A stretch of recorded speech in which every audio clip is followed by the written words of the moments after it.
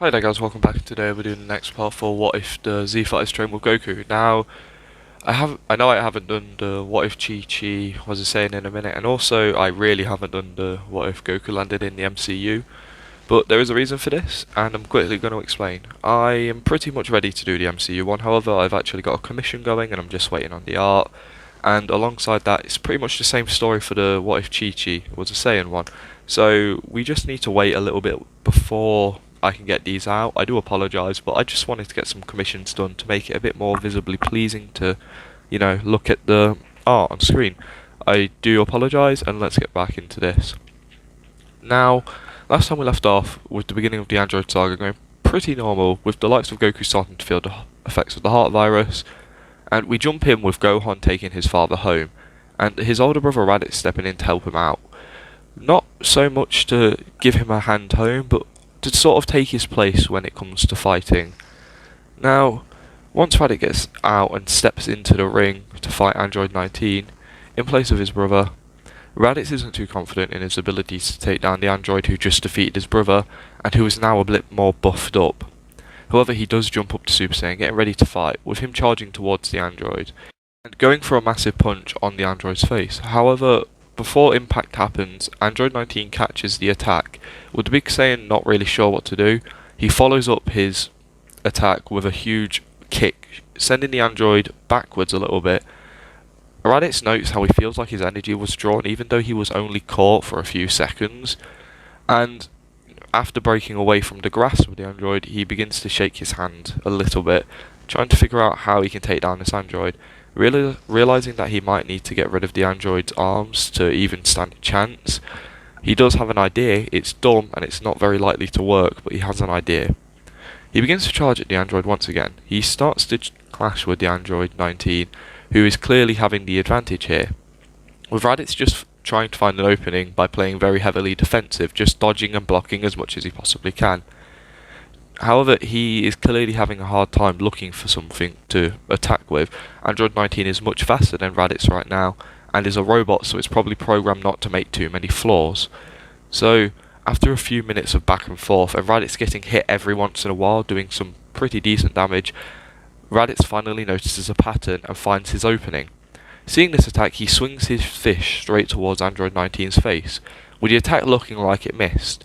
However, once Raditz had jumped back away from the android, everyone around begins to notice how there's a cut where Android 19's eyes used to be.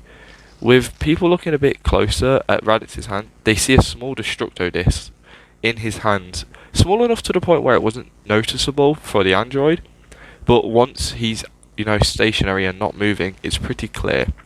Now, like I said, it went over one eye. Android 19 is now missing an eye, however, this wasn't the effect Raditz wanted. He was hoping to get close enough to cut right through the head of the android, and he is also quite bruised from the last exchange, with him catching his breath, trying to figure out how to get the opening he wants to hit the android hard enough with this attack at a close range so it won't be able to absorb the energy. With Android 19 now charging at Raditz, with the Saiyan almost instantly beginning to get ready to dodge any and all attacks coming towards him, with him having to block some blows which would have dealt some real bad damage. But Raditz is still using his mini Destructo disc on his palms to land some cuts and some slashes wherever he can, hoping to just take down a little bit of the android, hoping to just cut something vital. And luckily for him, he has managed to land a few decent cuts. One noticeable one is quite a deep cut in the android's right arm. With the android now having a slower punching speed with that arm, it's beginning to give Raditz a bit of an advantage. However, thanks to the power difference, Raditz is still getting the shit kicked out of him. And eventually, after a few more minutes, Raditz does end up on the floor. The android has ever slowly been capturing Raditz and absorbing a little bit of energy at a time. And this has made the android a little stronger and also made Raditz quite a bit weaker. While watching this, the Z Fighters, the Earthlings, are wanting to help, but aren't quite sure how they can do this without, hurting Raditz's pride, because they understand a bit better that Saiyans have this sense of pride that they want to win a battle on their own. Alongside them, Nappa is also wanting to help, but he is completely against the idea of doing this, knowing that Raditz would sooner die than get help from the likes of him. But he also wants to help because Raditz and Nappa have sort of mended their friendship, and they are at a point where they could probably tolerate one another, and maybe Nappa even likes Raditz. Whereas Vegeta is just wanting to see Raditz die, so he can fight the android. However, it is becoming clear that Raditz is gonna have to, get back up at some point. And just before the android can do any serious damage, an echo is heard 3 times, each shouting out Kaioken times 20, with 3 energies flying towards the android, this being Tien, Krillin and Yamcha. All 3 knock the android off the Saiyan, with Krillin given the heavily beat up Saiyan a sensu, making Raditz get a small Zenkai and get back to full energy. Krillin, who gives a small thumbs up to the fighter, and looking over towards his 2 Earthling friends. Currently, Tien and Yamcha are continuing the assault on the android. Thanks to their Kaioken times 20, they are actually pushing back the android a fair amount. However, the android is mostly just blocking any hits, so they aren't doing damage, they're just sending him backwards. With Yamcha determined not to get caught up in an attack, he's hitting quite hard to try and make sure he stays back. Now, once this is done, Krillin and Raditz share a quick idea they have, with Krillin explaining how it was a good idea what Raditz was doing. However, he knows a much more effective way to land this. Just give him a one big opening. With Raditz nodding, thanks to his Zenkai, he's pretty confident he can now do some good damage. When Tien and Yamcha feel a massive energy power up behind them, they soon both dodge to the sides. With this being Raditz, who lands one massive punch on the android's head, knocking it back, with Raditz chasing up after him, beginning to beat into the android, knocking it around a bit, before 19 finally gets his ground and begins to clash with the Saiyan once again. Now, like I said, thanks to the fact that Raditz got a Zenkai, he is now the strongest Saiyan and the strongest fighter currently, and is currently holding his own against Android 19, who is currently very much buffed up very well. Suddenly, though, during the clash, Raditz jumps up and over the android, with him sticking in the air for a little bit. 19 initially does follow Raditz, but once he realises that Raditz is just floating in the air above him, he goes to turn and look around, with him feeling a sharp cut sensation come through him. With this being the destructo disc that Krillin just threw at the android, it did enough damage to put the android down. It fell and cut into 2 different pieces. The android didn't have the time to notice this attack, and he didn't have the chance to absorb it, so it's pretty much dead now. But Raditz wants to make sure and blast the 2 separate parts of the android, just for good measure. With all the fighting being done, the group turned to Dr. Gero, who is currently running, with everyone powering up to follow him, with this part going kinda like canon. Only difference is though Dr. Gero doesn't get the chance to steal anyone's energy, and to be honest he doesn't really need it at this point in time. Now, like normal, the group do run into Future Trunks once again, with Future Trunks and Raditz sharing a bit of dialogue, with Trunks figuring out that this timeline must be very different, as his mother nor Gohan never mentioned anyone called Raditz. Well, at least they never mentioned him at this point in time. Something's different here, and he eventually comes to the idea of multiverse theory. His mother already did give him an idea after his trip back to the past earlier, but this is finally like the final nail in the coffin. He understands now that this won't change his timeline, but he still wants to help. Now, life, normal things start to go much like canon, with everyone heading off towards Dr. Gero's lab. Like I said, normalness breaks out, Trunks has his mental breakdown, trying to destroy the base, and Vegeta eventually challenges Android 18 to fight, once she had gotten free. Both the twins and 16 have still gotten free here, and they've probably gotten to the same point where they did in canon.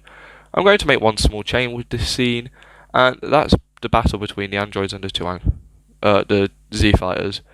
When this battle breaks out, initially Krillin didn't want to join. However, he has pictures of Princess Snake, and he begins to feel guilty for not battling, and soon jumps into the fight, getting ready to try and help. However, even though they have an additional member and they're all stronger, so are the androids, so it's just goes pretty much how it would like in canon.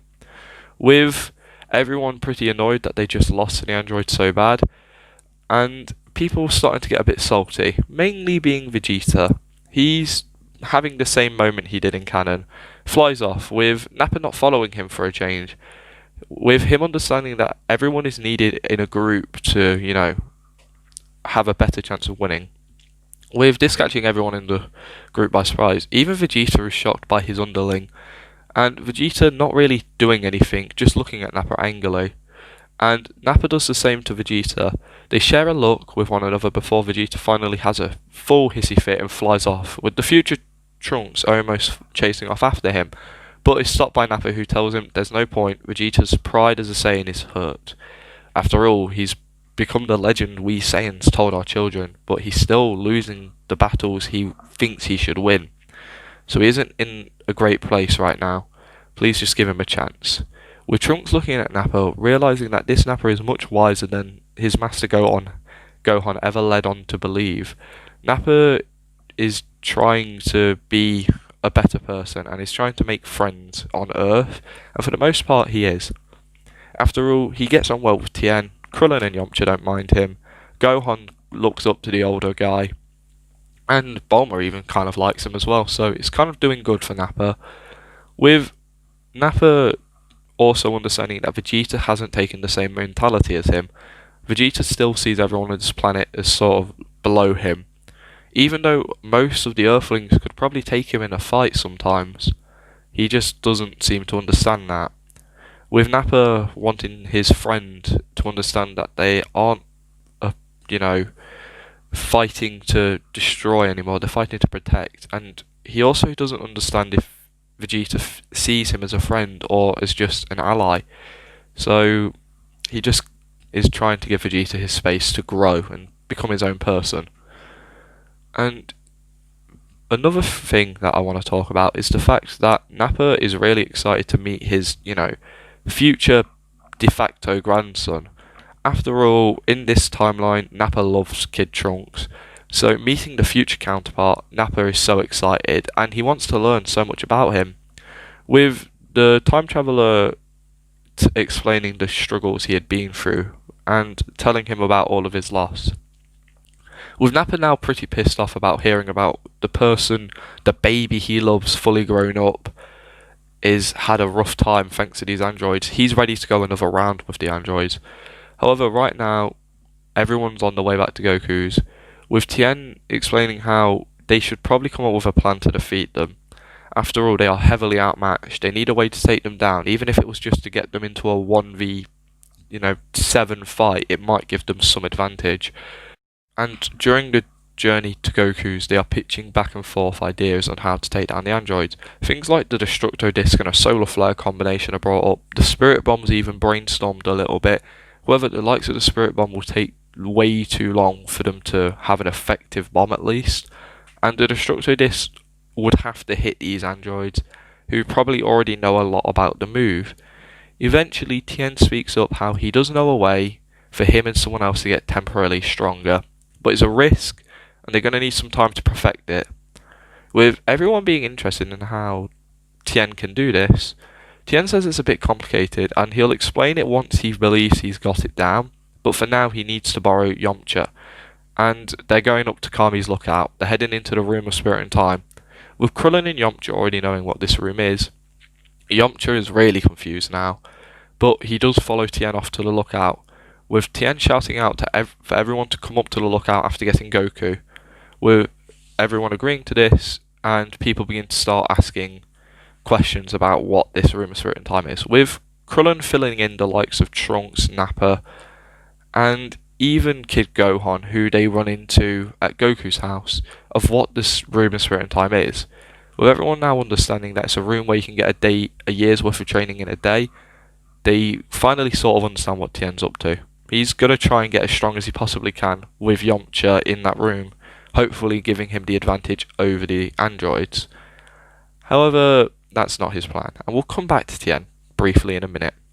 Now, things here pick up pretty much like in canon, with everyone picking up Goku and Chi-Chi. However, instead of heading off to Kame House, they head up to Kami's lookout. Alongside this, both Future Trunks, Gohan and Bulma all head off to find the time machine. This being the setup for Cell, however, Cell's probably going to lead an uninterrupted life for a little while.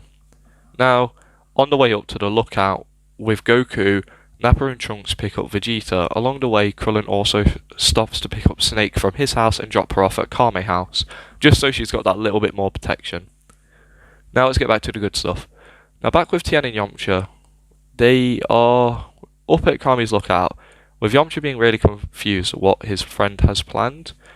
And when they arrive at the lookout, Tien begins to ask Kami if it would be possible for the team to use the time chamber, like when they were kids, with Kami pondering over this thought for a little while, before eventually agreeing, explaining how, yes, he wants them to go in, but he explains the issues that they will face in there. With the two already being kind of familiar with it, after all, they went in when they were younger, they get ready to head in. Now, the reason Kami agreed here to let these two in is the presence of Cell. He's been bothering Kami for a while now, and without the likes of Piccolo to go check on him, like I said, Ginger Town's probably all dead, and Kami understands that he needs his warriors to get strong as fast as possible, with him telling Tien and Yamcha to head in, with Tien also saying that if Kami would allow it, he would like the likes of Nappa and Vegeta heading. After all, he believes that the Saiyans are probably the safest bet on taking down these androids, but Tien wants to try one thing first. With Kami agreeing to this, reluctantly, both Earthlings head in. With Tien and Yamcha walking in, they first get into some really intense training, trying to even out the playing field, but after 2 months, they both realise that this isn't going to be enough. With Tien annoyed at this, that he's having to come to this, but he also understands it might very well be necessary. Finally, he walks up to Yamcha and starts explaining something he learned in Otherworld to Yamcha, and begins to walk through some poses very slowly, and before long, they are both not only training but also practicing this dance. After 5 months of practice, they are finally getting it down perfectly, and the fusion dance is complete. Alongside this, they have gained enough power, so the pair walk out of the time chamber after 7 months of training in there, and have achieved a power level of 2 bill for Tien and 2 bill for Yamcha. Using the Kaioken multipliers, they can definitely increase this quite heavily, but for now, this is their base power. With the two leaving the time chamber after a few hours, and they come out stronger than the Saiyans and ready to go see how the androids are. But before they leave the lookout, they catch up with the still ill Goku, and they explain to the likes of Vegeta the plan, with Vegeta being pissed off at how the humans have overtaken him, but he already wants to enter the time chamber. With the likes of Nappa, the bold warrior does look forward to going in, but he also explains how he wants to bring the future time traveler with him, explaining how if they take Trunks in with them, he can see how the royal bloodline has, grown in the future timeline. With this being Nappa's way of spending more time with the time traveler and also giving Trunks a chance to get to know his father.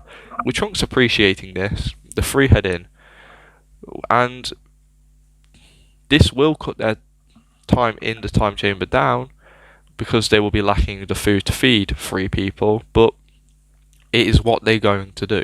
With this pissing Vegeta off after hearing about this, he does recover, saying how he won't need as much time as the stupid humans anyway to become stronger than these dumb robots, before heading into the time chamber with his underling and his son.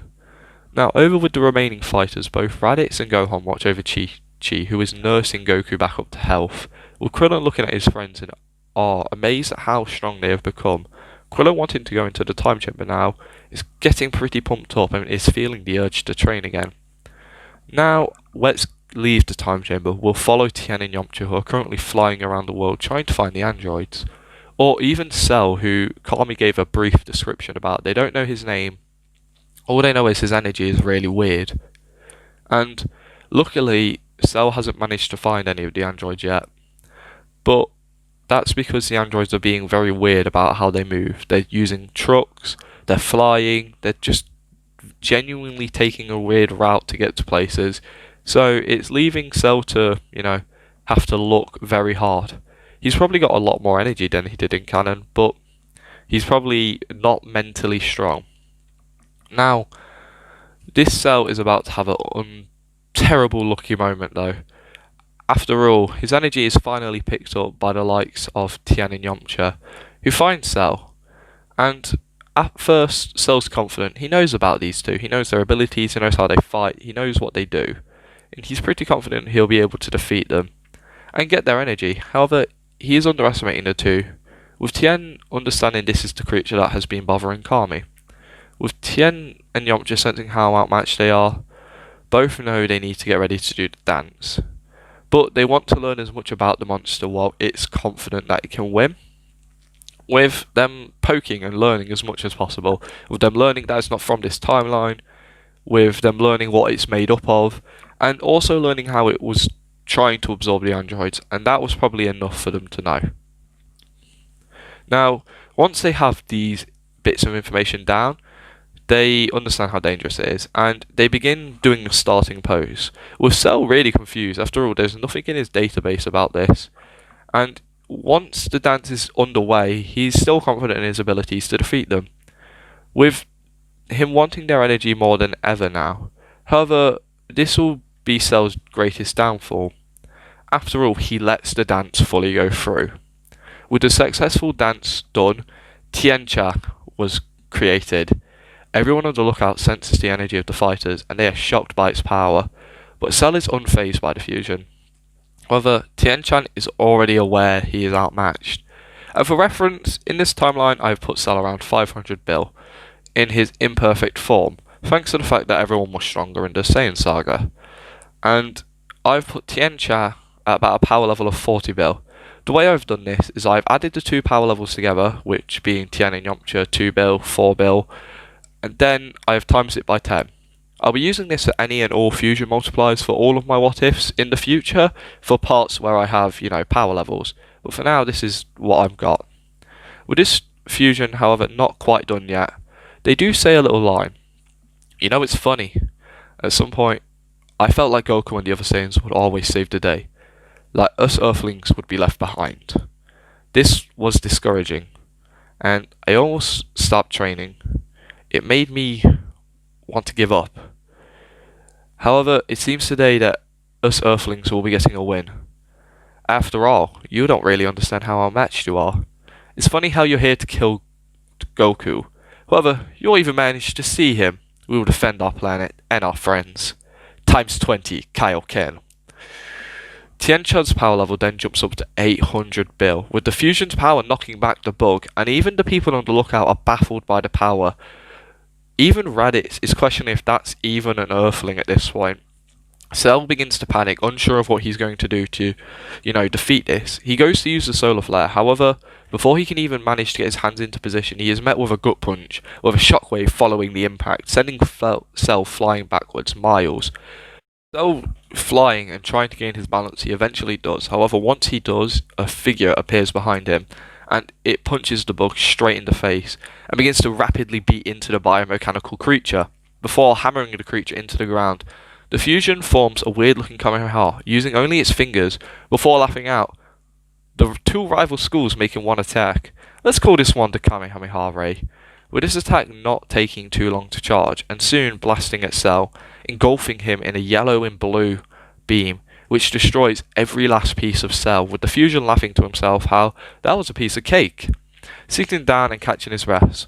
While the fusion is strong, the Kaioken is still taxing, so the two are just a little knackered, and they wait for a while for them to be able to defuse, and after defusing they share a fist bump. The two grin before heading back up to the lookout, and they know that they want to go out and look for the androids right now. However, knowing that this Cell creature was probably stronger than them, they are pretty confident that Tiancha will be enough to defeat them. Now, once arriving on the lookout, the two receive praise off everyone. Even the likes of Goku gathered enough strength to give the two a thumbs up, before getting scolded by everyone telling him to rest. Now, for the most part, I'm leaving this part here. I know, the Android Saga isn't done, but it will probably be over in the next part. Tiancha is kind of broken, and I don't know how people will feel about Tiancha defeating Cell. But for the most part, I quite liked it. I initially wanted to do some cool little voice thing for it, but I realised I have the voice acting skills of a mule, so I just did my own little bit of dialogue, improv while I was there, and I hope everyone liked it. But for the most part, I hope everyone enjoyed. Like I said at the start, I do apologise that MCU What If hasn't come out in ages, and the Chi-Chi one hasn't been out in a while. But like I said, I've got some art commissioned for them, everything else is pretty much ready. So whenever I get the art done, I will put that part out. I thank everyone for watching, and I hope you have a great day or a good night, and I'll see you next time.